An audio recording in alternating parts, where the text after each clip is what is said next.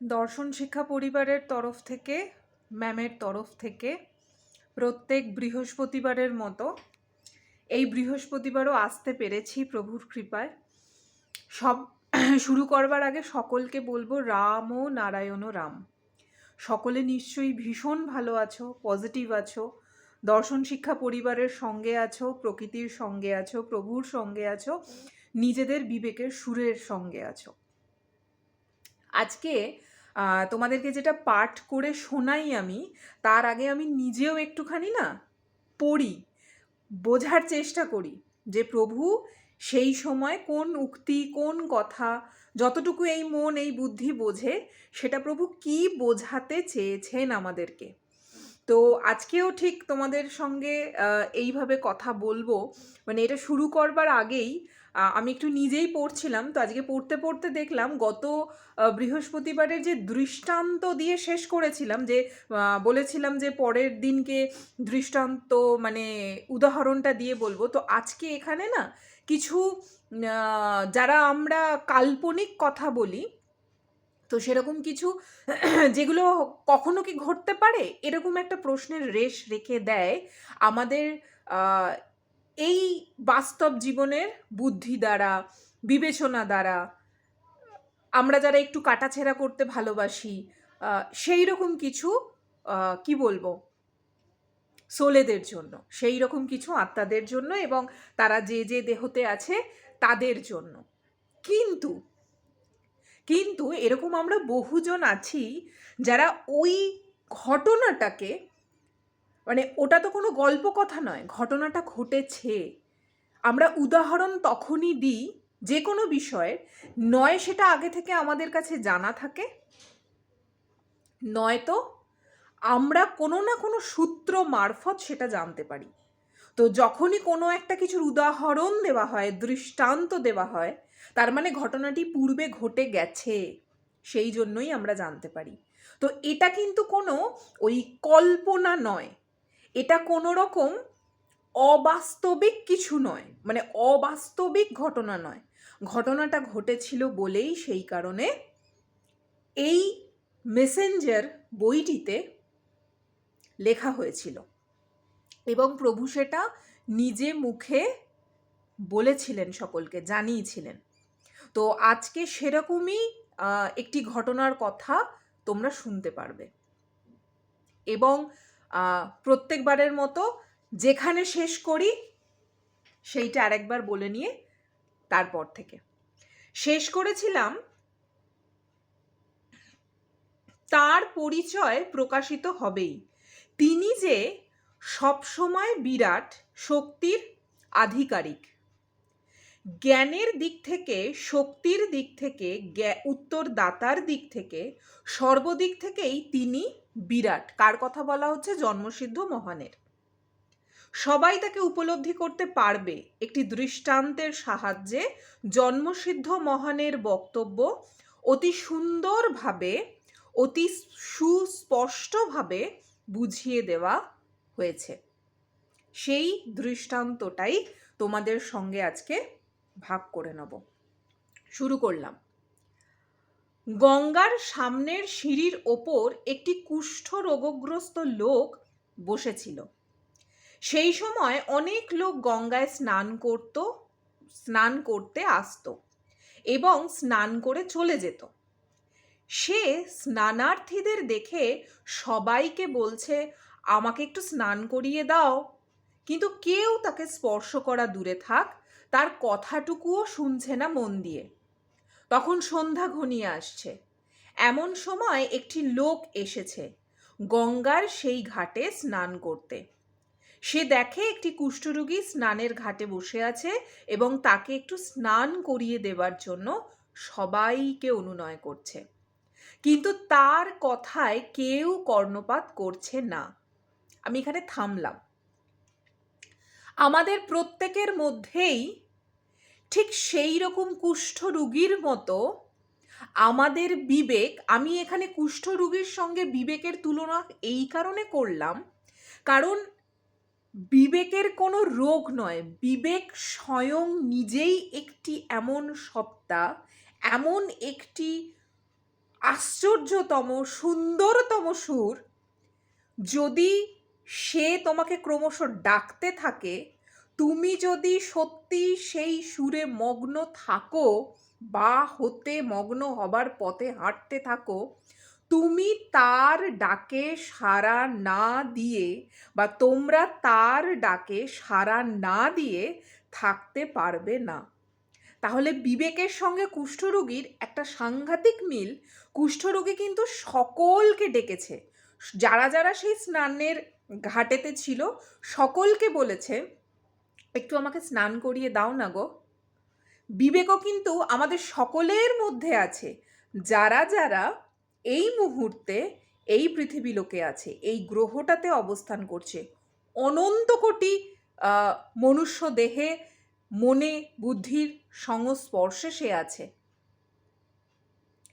এবং প্রত্যেককেই কোথাও না কোথাও জানান দিচ্ছে, তোমরা এইবার একটু বিবেকের সুরে চলো, একটু সাড়া দাও না গো, একটু নিজেদের সেই সততার সুরে, নিজেদের সেই ভেতরকার একটা অন্যরকম পুরো আনন্দে তোমরা লিপ্ত হও না। সেই কারণে বললাম। কিন্তু আবার কুষ্ঠরোগীকে আমি আমাদের প্রত্যেকের মানে 7 চক্রের মধ্যে যে যে অনুভূতিগুলো থাকে, সেই অনুভূতির কোনটার সঙ্গে আরেকবার তুলনা করব সেটা পরবর্তীতে আসছি। তো যেখানে শেষ করেছিলাম যে আরেকটি মানুষ এসেছেন, যে মানে কেউ তার কোনো কথায় মানে কুষ্ঠরোগীর কথায় কর্ণপাত করছে না, সেই ব্যক্তি কুষ্ঠরোগীটিকে তুলে নিয়ে ভালো করে গঙ্গায় স্নান করিয়ে দিল এবং গা হাত পা মুছে পরিষ্কার করে আবার ঘাটে বসিয়ে রাখল। এরপর নিজের বাড়ি থেকে কিছু খাবার নিয়ে এসে তাকে খাওয়ালো। ততক্ষণে সন্ধ্যা হয়ে গেছে। তারপর সেই ব্যক্তি নিজে স্নানাদি সমাপন করে কুষ্ঠরোগীটির কাছে বিদায় নিয়ে পথে চলতে লাগলো। চলতে চলতে সে এক বনের মধ্য দিয়ে চলল। হঠাৎ সে শুনতে পেল কে যেন তার নাম ধরে ডাকছে, দীনেশ, দীনেশ। কে ডাকছে? কোন লোককে সে দেখতে পেল না, কোনো লোককে সে দেখতে পেল না। তারপর সে ওই ধ্বনিটি লক্ষ্য করে সোজা পথে চলতে লাগলো। কিছু দূর অগ্রসর হতেই সে দেখল সামনে একটি কুঁড়ে ঘর এবং তাতে মিটমিট করে একটি প্রদীপ জ্বলছে। সে এগিয়ে গিয়ে ঘরের মধ্যে ঢুকে দেখল সামনে একটি শিবলিঙ্গ। সেখানে ভক্তি ভরে প্রণাম করে উঠে দাঁড়াতেই দেখে স্বয়ং শিব দাঁড়িয়ে আছেন তার সম্মুখে। আনন্দে বিহ্বল হয়ে শিবকে জড়িয়ে ধরে প্রণাম করতেই তিনি বললেন, তুই আজ গঙ্গার ঘাটে যাকে স্নান করিয়ে দিয়েছিলি আমি সেই। তুই এখানে জপ কর, ধ্যান কর, তাতেই তোর সিদ্ধিলাভ হবে। কাল্পনিক মনে হচ্ছে না? কই মন্দিরে গেলে তো এরকম কোথাও তো শিব চলে আসে না, স্বয়ং একদম দাঁড়িয়ে পড়ে না মানুষের চেহারার রূপ নিয়ে, আমি তো তাকে জড়িয়ে ধরতে পারি না, এত ডাকাডাকি করি। তাহলে এটা আপনি কি গল্প শোনাচ্ছেন, বা এটা আপনি এমন কথা কেন বলছেন যে যেগুলো আমি কোনো রকম কোনো প্রমাণ ছাড়া গ্রহণ করব? আমাকে প্রমাণ দেখান। হতেই তো পারে এরকম বহু মনের বুদ্ধির আছে তো বিভিন্ন দেহগুলো, এরকম বহু জনের মন বুদ্ধির দ্বারা তৈরি এরকম অনেকেই তো আছেন। তাদের ক্ষেত্রে এর পরেরটায় আসছি। বলছে এইভাবেই জন্মসিদ্ধ মহানরা শিবতুল্য হয়ে পথের পথিক হয়ে কাজ করেন। তোমরা কোনো ঘটনা দেখলেও না জিজ্ঞাসা করে, না জেনে, শুধুমাত্র ধারণার বশে কোনো মন্তব্য করবে না। মনের মধ্যে দ্বন্দ্ব সৃষ্টি করবে না। যদি পারো জন্মসিদ্ধ মহানকে জিজ্ঞাসা করে নেবে। তাদের কাজই হলো সাধনার পথে এগিয়ে দেওয়া। তাদের আদেশ নির্দেশ ছাড়া অন্য দিকে তাকাবে না। আজকে এইটুকু বলছি, কেন বলছি তার একটা দারুণ কি বলি, দারুণ না কীরকম অর্থ আছে জানি না, কিন্তু আজকে এইটুকুই বললাম। এই দৃষ্টান্তটা থেকে আদতে কি শিখলাম? আমি যদি ধরেই নিই এটা একটা কল্পকথা, এটার কোনো অস্তিত্বই নেই, কিন্তু আমাদের জীবনের প্রত্যেকটা ঘটনা থেকে যেমন আমরা কিছু না কিছু শিখি, এই ঘটনাটা থেকেও বা এই দৃষ্টান্তটা থেকেও আমরা কিছু তো একটা শিখলাম, কিছু তো একটা মেসেজ আমাদের কাছে এলো। কোনো ব্যক্তি সম্পর্কে যখন আমরা জানার চেষ্টা করি, দুভাবে আমাদের অনুভূতিগুলো কাজ করে। এক, আমি যদি স্বার্থ নিয়ে শুনি তাহলে আমি তার সঙ্গে স্বার্থের খেলাই খেলব। কুষ্ঠরোগীকে ঠিক এখানে সেই স্বার্থের সেই রোগটা, মনের সেই কুষ্ঠ রোগটার সঙ্গে তুলনা করলাম। ঠিক আছে, যেখানে অজস্র ছোট ছোট ছোট ছোট ছোট কুষ্ঠ রোগ হলে যেরকম হয় ঠিক সেরকম।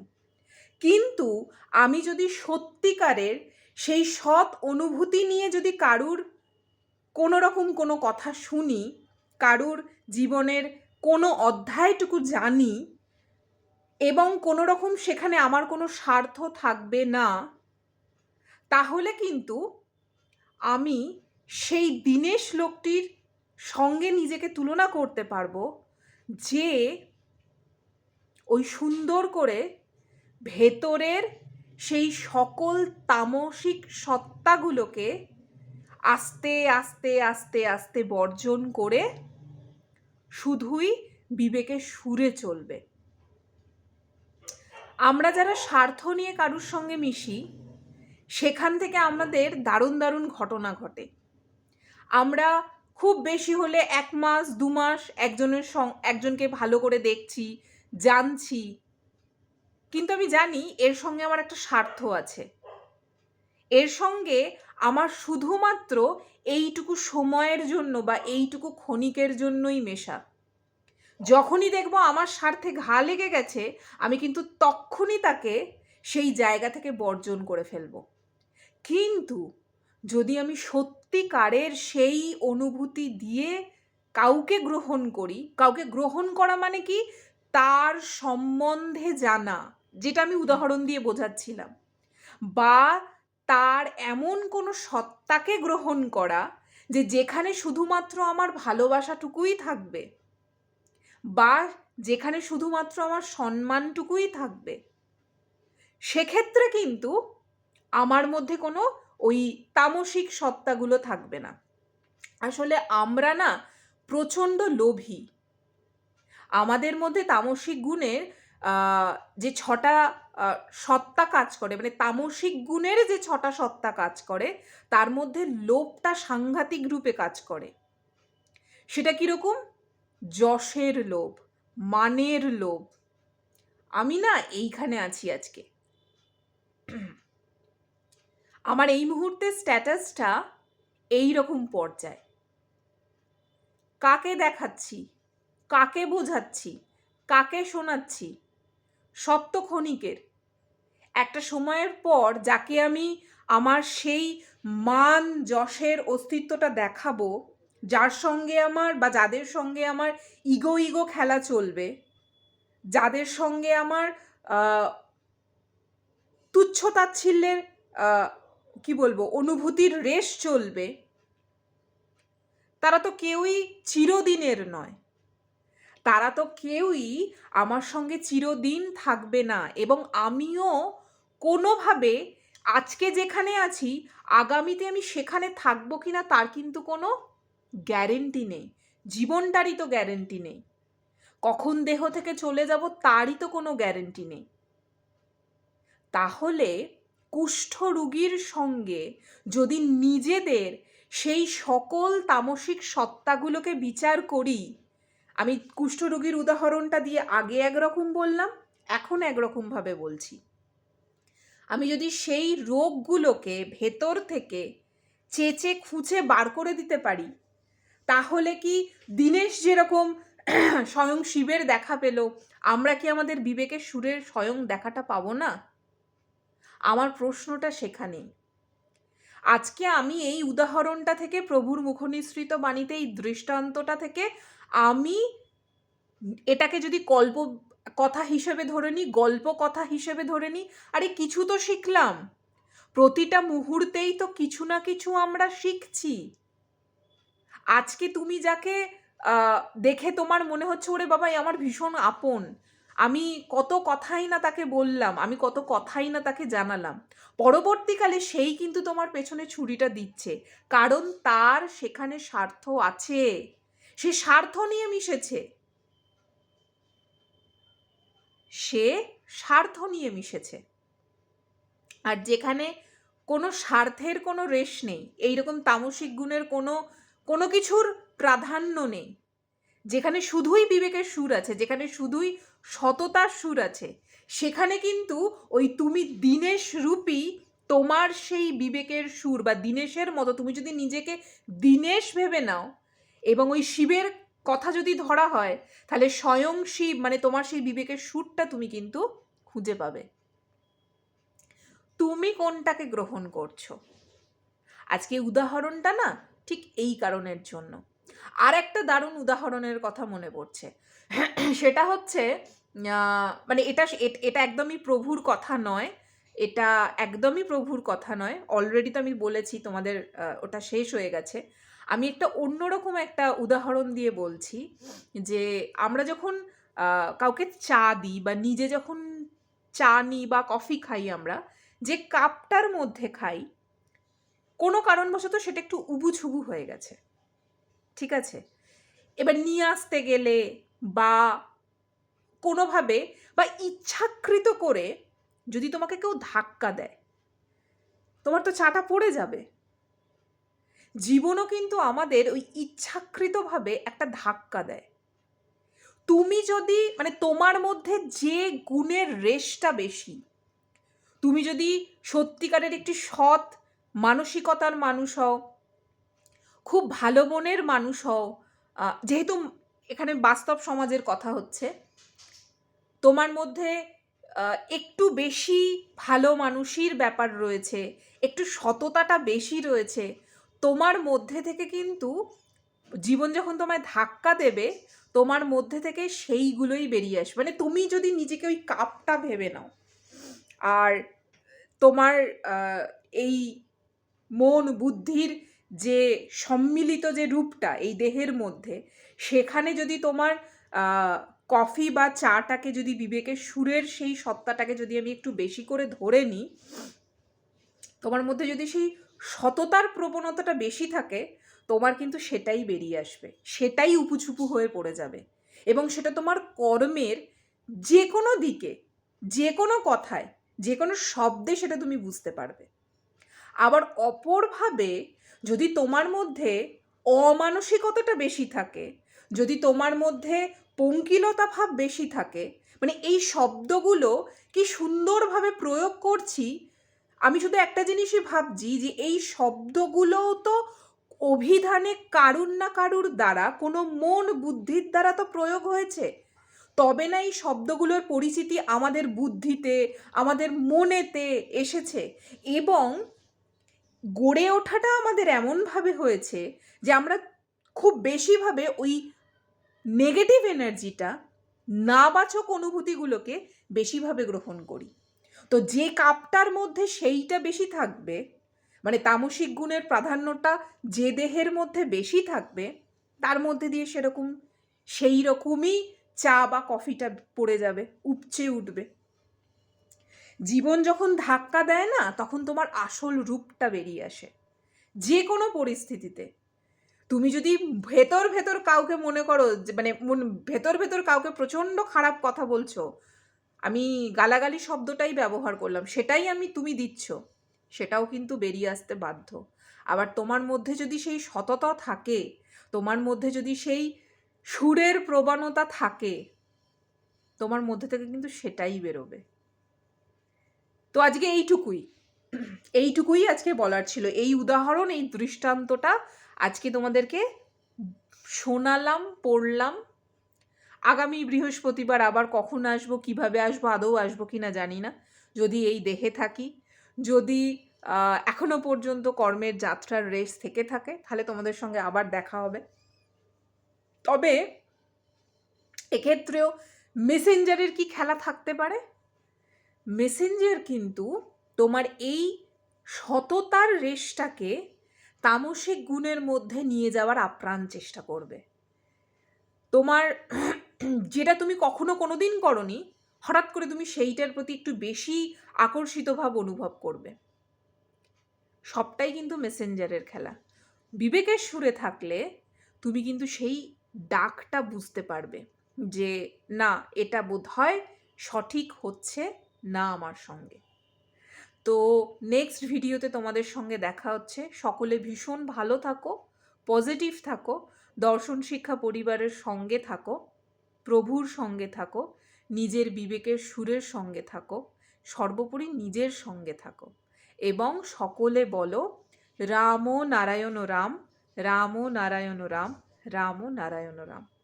নেক্সট ভিডিওতে দেখা হচ্ছে তোমাদের সঙ্গে।